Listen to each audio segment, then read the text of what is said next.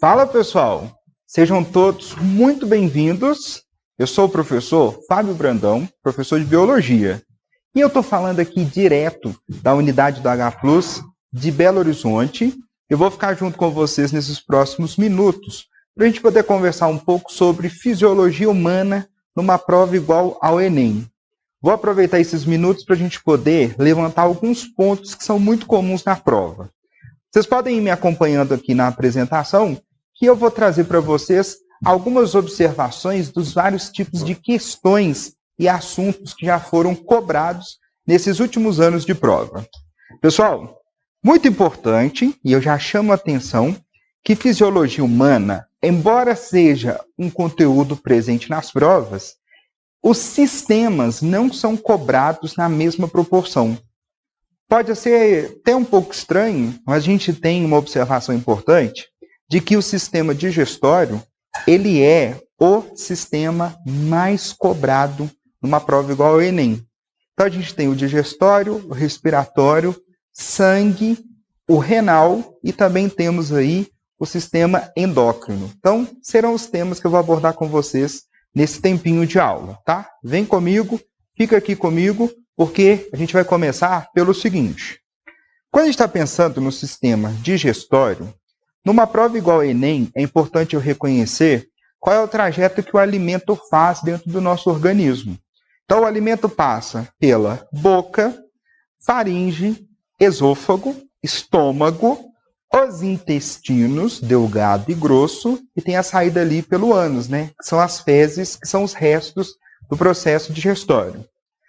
Numa prova igual ao Enem, é muito importante que vocês, me acompanhando aqui, reconheçam as regiões digestivas, que são a boca, o estômago e o intestino, principalmente o intestino delgado, e a gente tem diferenças de pH nessas três regiões.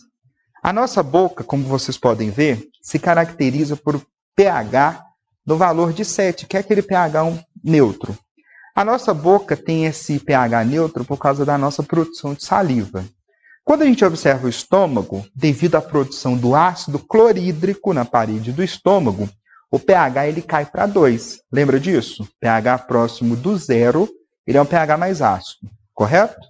Já quando o alimento está indo ali do estômago para o intestino delgado, devido à influência do que o pâncreas libera diretamente no intestino delgado, toda aquela acidez que estava no estômago, à medida que vai chegando ali no intestino delgado, vai sendo neutralizada pelo bicarbonato de sódio. Por isso que o pH no nosso intestino delgado, ele é um pH que, inclusive, sofrendo tanta influência do bicarbonato de sódio, ele vai para além do 7. Então, por isso que o pH ele tem esse valor de 8. Entendeu? Quando eu estou fazendo provas igual a Enem, é importante que, além de eu reconhecer esses valores de pH e esses locais de digestão, eu preciso diferenciar que na boca tem uma digestão que vai ser devido à trituração que nós fazemos com os dentes, que é uma digestão que nós vamos chamar de mecânica, e tem uma digestão química devido à influência da saliva, certo? Mas a gente tem a digestão no estômago, devido aí às enzimas digestivas que são ativadas pela acidez do estômago. E no intestino existe uma coleção de enzimas que o estômago produz e que o pâncreas produz, que vão digerir boa parte do alimento. No nosso estômago, a digestão é principalmente de proteínas, enquanto que na boca, a digestão de amido. Já no intestino, todos os outros grupos de nutrientes vão sofrer esse processo, né, a partir das enzimas que vão ser jogadas ali. E eu preciso te chamar a atenção também que na altura do nosso intestino, a gente vai ter a participação do fígado. Por quê? O alimento, como vocês podem perceber no desenho, ele passa pelo estômago, porque esse alimento desceu da boca pelo esôfago até o estômago, e do estômago ele vai sair para o intestino delgado. O alimento ele não passa pelo fígado, por incrível que pareça, tá? O fígado vai secretar a bile e essa bile vai cair ali na altura do intestino delgado, na região do duodeno. Essa bile, ela vai se juntando com as gorduras e vai meio que emulsificando, aerando essas gorduras, facilitando com que as molequinhas de gordura entrem em contato com as enzimas digestivas. A gente, sempre que a gente se alimenta, a gente vai ter essa liberação da bile pelo fígado e a gente sempre libera mais do que a gente precisa. Então a gente acaba guardando um pouco dessa bile na vesícula biliar. Cuidado que vesícula biliar é um órgão, como se fosse um balãozinho. Ela não é a bile propriamente dita. Tem algumas pessoas que, infelizmente, têm formação de pedrinhas, de cálculos na vesícula biliar, e daí elas precisam fazer remoção desse pequeno órgão. Por isso que a digestão de gordura pode ser um pouco prejudicada, não porque a bile digere gordura, cuidado com isso nas provas, porque a bile, como eu disse para vocês, auxilia na digestão das gorduras. Uma vez que você não tem tanta produção de bile, ou se a sua secreção de bile está dificultada, a sua digestão de gordura pode ficar prejudicada, trazendo então eventos de diarreia, ou então até mal-estar e dores ali abdominais. Tudo bem? Agora, para o nosso segundo assunto, quero que vocês me acompanhem neste momento com o sistema respiratório. Por quê?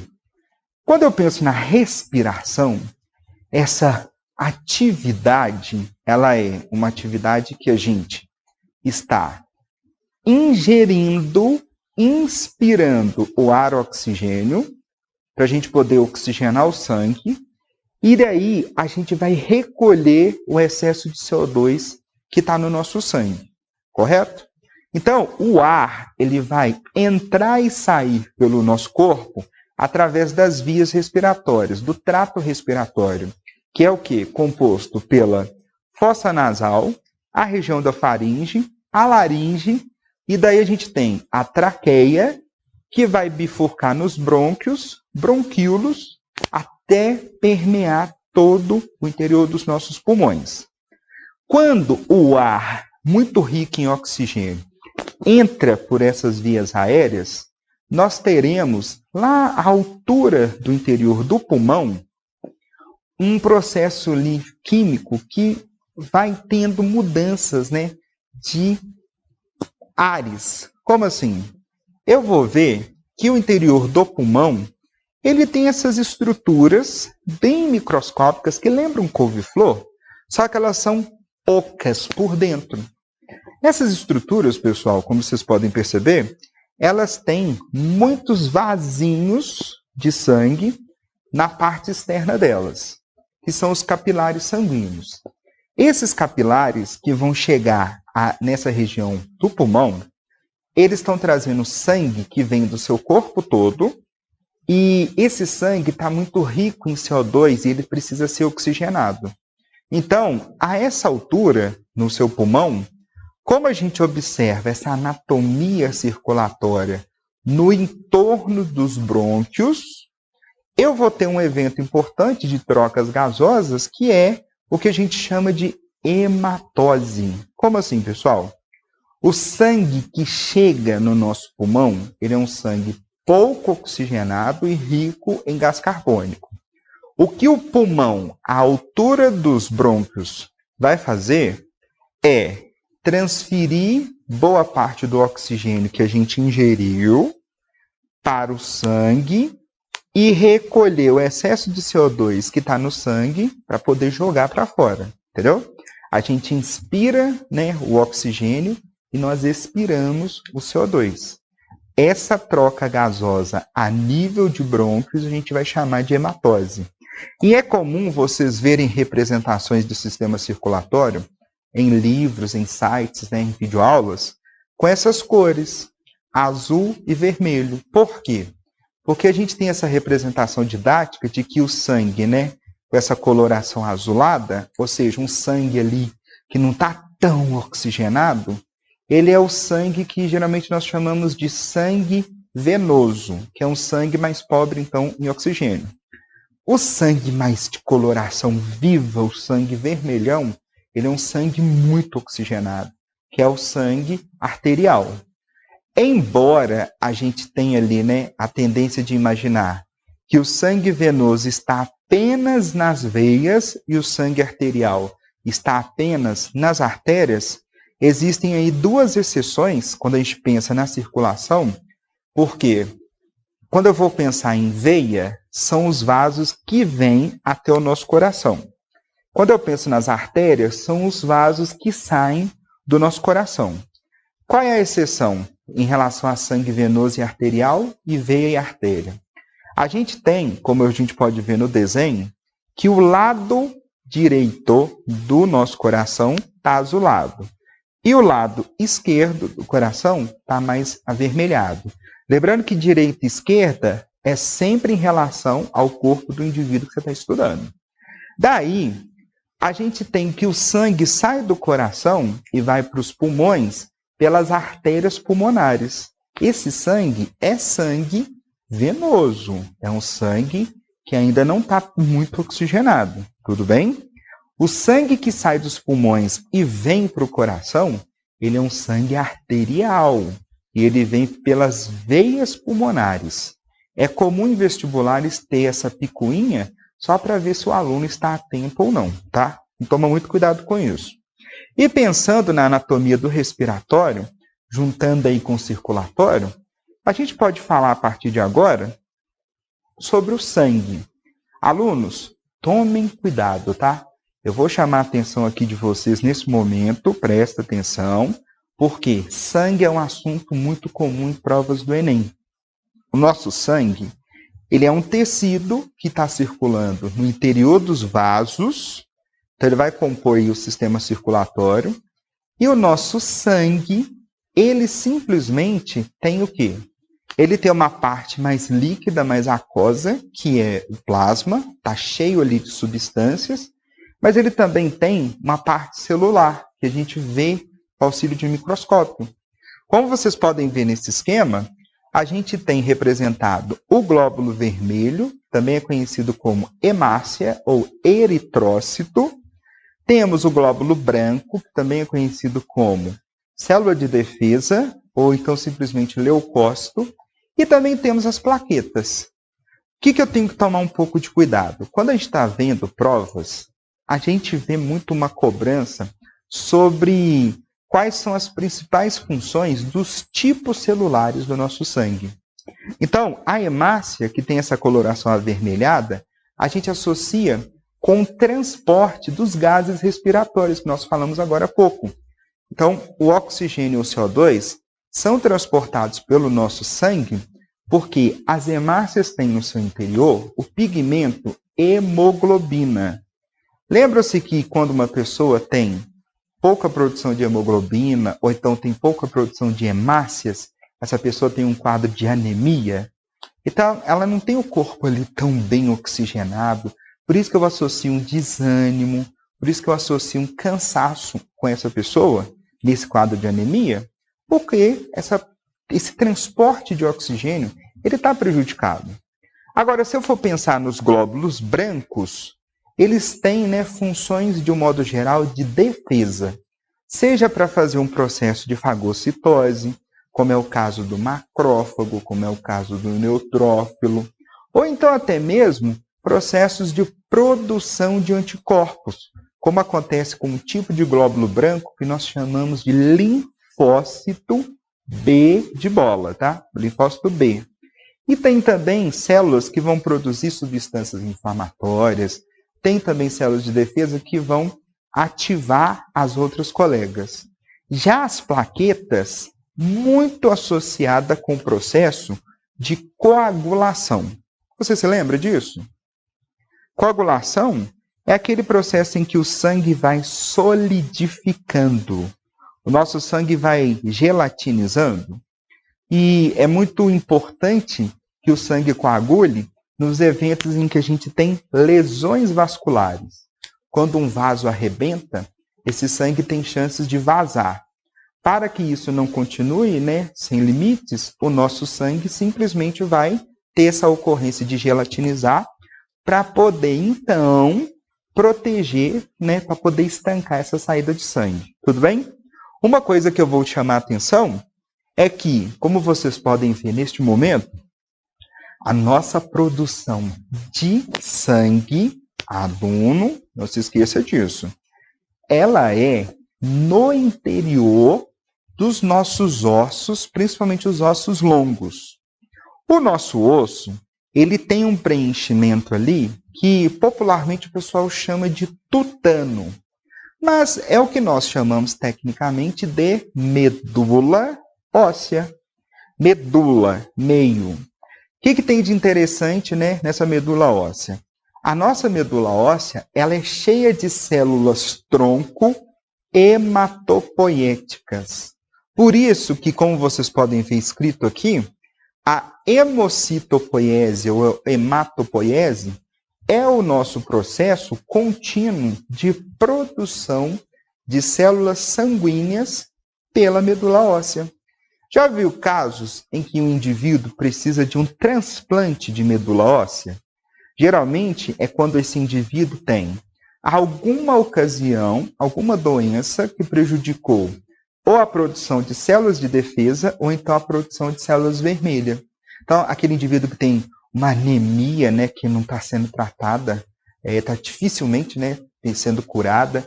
Ou então, já viu casos de leucemia, em que a pessoa produz vários glóbulos brancos, só que com problemas, né? A gente, inclusive, chama de câncer de sangue. Nessas ocasiões, quando o indivíduo recebe um transplante de medula óssea, tem chances desse sangue ser renovado e aí a gente consegue, possivelmente, uma cura para essas ocasiões. Tudo bem? Agora eu vou contar para vocês, vamos aqui, ó, bem ligeiro, vamos falar um pouco sobre a nossa produção de urina, que acontece pelos nossos rins. Você já parou para pensar por que nós produzimos a urina? A gente geralmente, né, desde pequeno, pensa na produção da urina ligada com o nosso consumo de água. Mas você já prestou atenção que a nossa produção de urina, quando a gente faz muito exercício, ela fica aumentada. Quando a gente está doente, ela também fica aumentada. Quando a gente consome muito açúcar, muito sal, ela fica aumentada. Quando nós estamos ali tomando muita medicação, essa produção de urina também fica aumentada. Sabe por quê? Se você pensar nas situações que eu acabei de listar, a gente, quando tem aumento de metabolismo, a gente também vai produzir muito lixo no nosso corpo.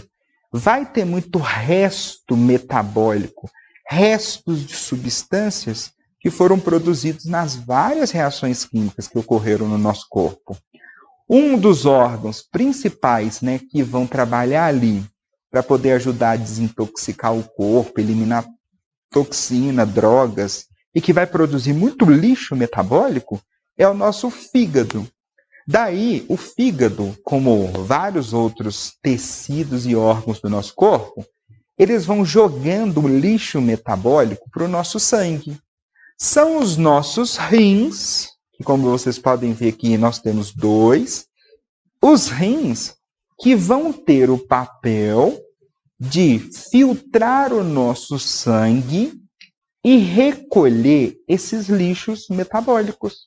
Então, a urina, se você nunca parou para pensar, ela é uma das maneiras que nós temos de jogar o lixo metabólico para fora do nosso corpo.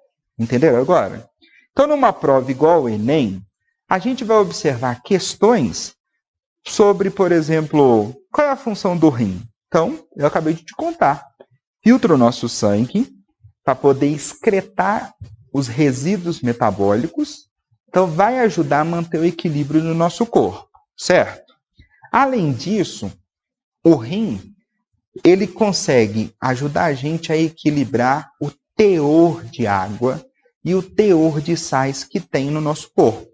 Por isso que você já deve ter reparado em alguma ocasião, se o indivíduo tem algum problema renal, geralmente ele fica inchado, né? Ele fica ali com alguns edemas pelo corpo afora, tem muita relação com esse papel do rim.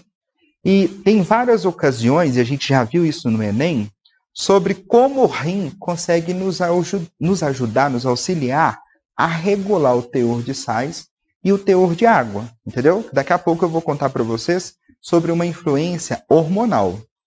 Já ouviram falar sobre um grupo de medicações ou alimentos que a gente chama de diurético? Diurese é a eliminação de água na urina. Diurético é qualquer substância ou alimento ali que vai aumentar essa liberação de água na urina. Por isso que aqueles indivíduos que têm quadros de hipertensão, né, a pressão alta, tomam muitas vezes diuréticos para ajudar numa maior eliminação de água e sais, para diminuir a retenção de líquido no corpo e dar um alívio na pressão. Entenderam?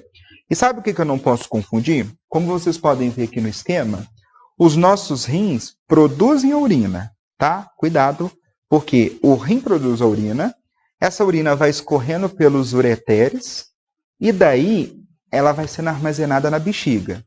Tem momentos em que a gente precisa simplesmente aliviar. Como assim? Se a bexiga vai enchendo de urina, então a gente vai precisar eliminar esse excesso de urina que está na bexiga, e essa bexiga vai sair pelo canal do ureter, que no homem vai passar pelo corpo do pênis, e na mulher é uma... Desculpa, falei errado para vocês. A nossa eliminação da urina vai ser pelo canal da uretra, porque o ureter é na parte superior, né, anterior à bexiga, e a uretra masculina, ela fica no interior do pênis, e a uretra feminina é um pouquinho menor, certo?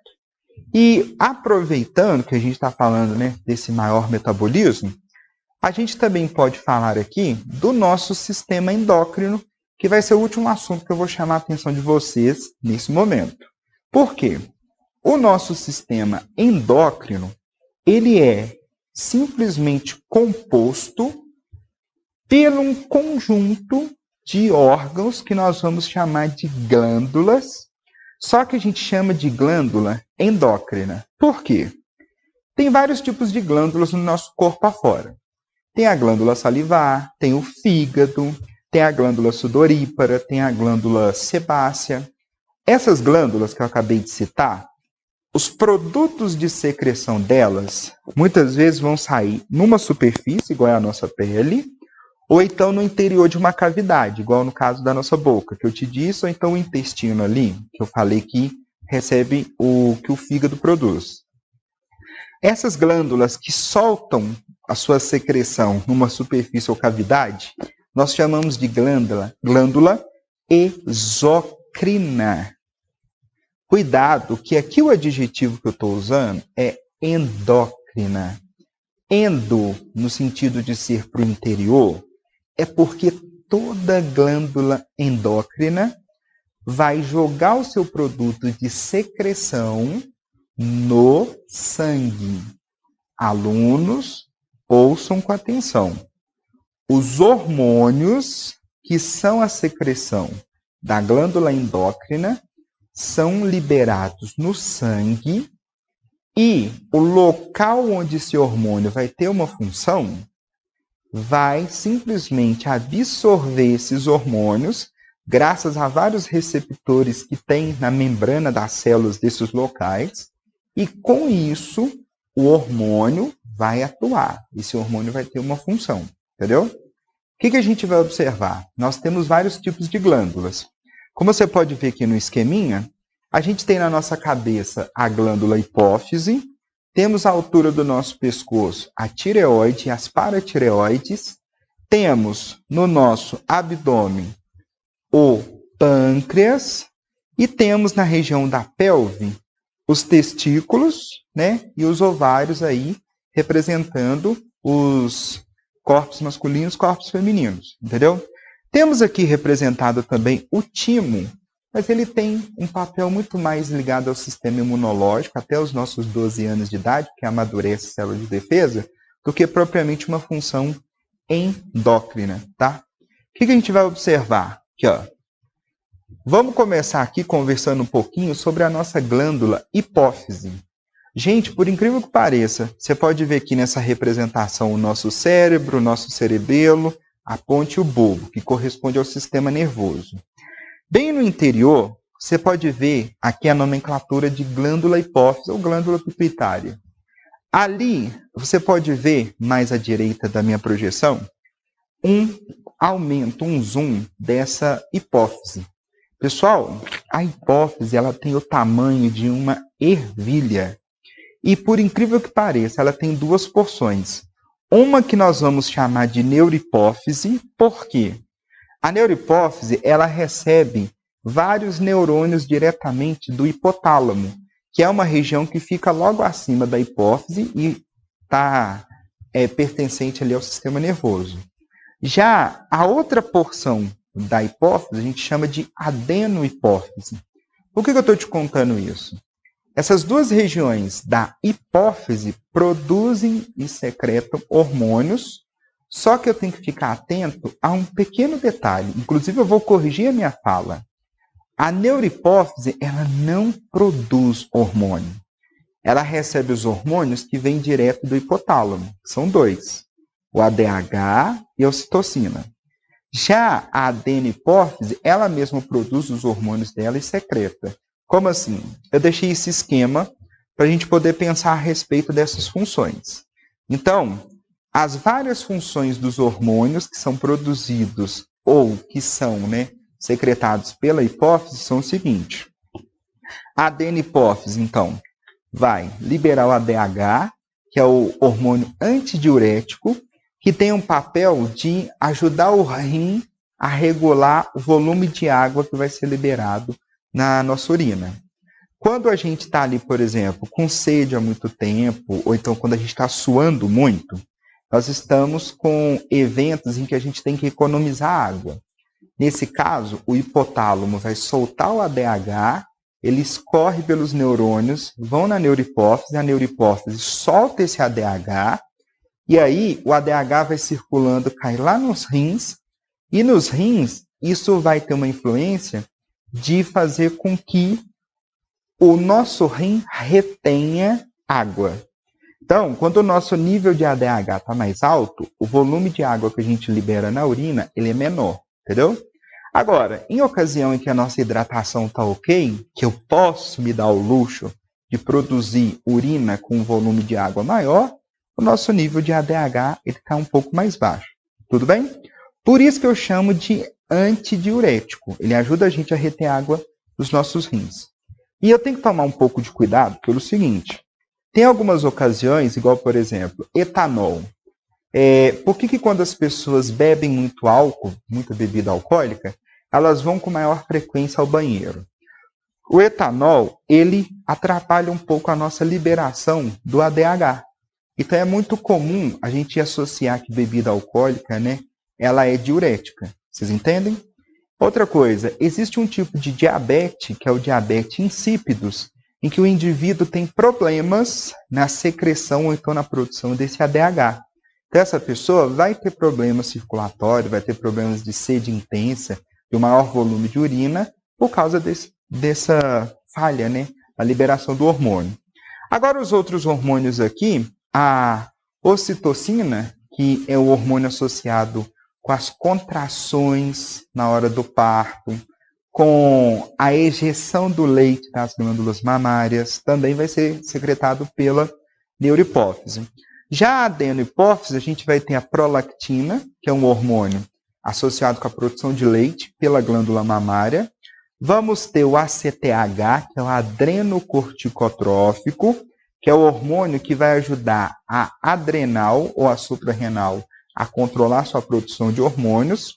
Vamos ter o TSH, que é o hormônio associado com o controle da tireoide. Teremos também o hormônio FSH e LH, que são hormônios que a gente chama de hormônios controladores das gônadas. Por isso que tem o nome também de gonadotrofina. Eles que vão regular a atividade do testículo e dos ovários. Tudo bem? Esqueci de algum? Acredito aqui que... e temos também o GH, que é o hormônio do crescimento. Ele também é chamado de somatotrofina, somato, que é o corpo. O hormônio de crescimento que é muito importante, que vai fazer com que os nossos ossos, cartilagem, músculos se desenvolvam muito na nossa infância e na nossa adolescência. Entendeu? Agora a gente tem também uma outra coleção, de assuntos ainda dentro do endócrino para a gente continuar falando e para a nossa reta final dessa aula de agora. A nossa tireoide, ela é uma glândula que é muito repercutida em provas de Enem. Por quê? A gente chama a atenção que a tireoide, ela produz hormônios, né, T3 e T4, que são hormônios que têm iodo, um mineral muito importante, que vai compor esses hormônios. E como esses hormônios são hormônios que controlam o nosso metabolismo do corpo como um todo, eu preciso, né, desse mineral iodo na minha alimentação. No nosso país, é obrigatório a adição do mineral iodo na composição do sal de cozinha. Então, uma dica para vocês de prova. O nosso sal de cozinha comercial, ele é cloreto de sódio, mas ele tem uma adição de iodeto de potássio para poder ajudar na nossa nutrição e que a gente não sofra com deficiências de iodo. Tudo bem? Lembre-se que a glândula tireoide vai produzir hormônios que controlam o nosso metabolismo. Temos também as paratireoides, que produzem o paratormônio. Olha só que curioso. Além da tireoide produzir o T3 e o T4, ela produz calcitonina, que é um hormônio que nos ajuda a reter cálcio nos ossos. Em ocasiões em que a gente está de jejum e que a gente precisa, né, de utilizar cálcio em vários processos do corpo, eu posso retirar cálcio dos ossos e mandar para o sangue. E eu preciso da influência do paratormônio para me ajudar a liberar esse cálcio que estava armazenado ali no interior dos meus ossos, entendeu? Já o pâncreas, que também tem ali algumas recorrências em prova de Enem, eu não posso me esquecer que além dele produzir enzimas digestivas e o bicarbonato de sódio lá no sistema digestório, o nosso pâncreas libera 2 hormônios que nos ajudam a nivelar o teor de açúcar, principalmente glicose, no nosso sangue. Quando a gente se alimenta, é muito comum o nível de glicose nosso devido à digestão aumentar. Nesse momento, quando o nosso nível de glicose aumenta, o nosso pâncreas vai soltar o hormônio insulina e esse hormônio vai facilitar a entrada da glicose para as células do nosso corpo afora. Então a gente fala que a insulina tem um papel hipoglicemiante. A insulina nos ajuda a diminuir o nível de glicose circulante. Já o glucagon, ele vai ser liberado naqueles momentos em que nós estamos de jejum, que a gente já não se alimenta há muito tempo, né, há várias horas. E aí, para a gente se manter vivo, para ter energia ali no corpo como um todo, a gente precisa nutrir as células. Daí, o pâncreas vai reconhecer que o nível de glicose está abaixando, então ele começa a soltar o glucagon. Esse glucagon vai fazer com que as reservas, né, do nosso fígado, do tecido adiposo, dos músculos, elas vão sendo quebradas e sendo transformadas em glicose que fica disponível no sangue. Então o glucagon vai aumentar o nível de glicose do nosso sangue. Então, se a insulina tem um papel hipoglicemiante, o glucagon tem um papel contrário, ele é um hiperglicemiante. Eu tenho que tomar também um pouco de cuidado numa questão ou num texto que me fale sobre diabetes mellitus. Lembra de mel, doçura? O diabetes mellitus, ele é um tipo de distúrbio em que a pessoa ou não consegue produzir a insulina, tem alguma deficiência no pâncreas, ou então a pessoa não está respondendo a esse hormônio insulina. Tem o diabetes tipo 1, em que a pessoa ela tem um distúrbio no pâncreas. Esse pâncreas é atacado por células de defesa da própria pessoa, então é chamado de doença autoimune, e nessa ocasião a pessoa vai perdendo a produção de insulina desde novinha, por isso também é referido como diabetes infantil. Daí, ela perde essa influência do hormônio insulina.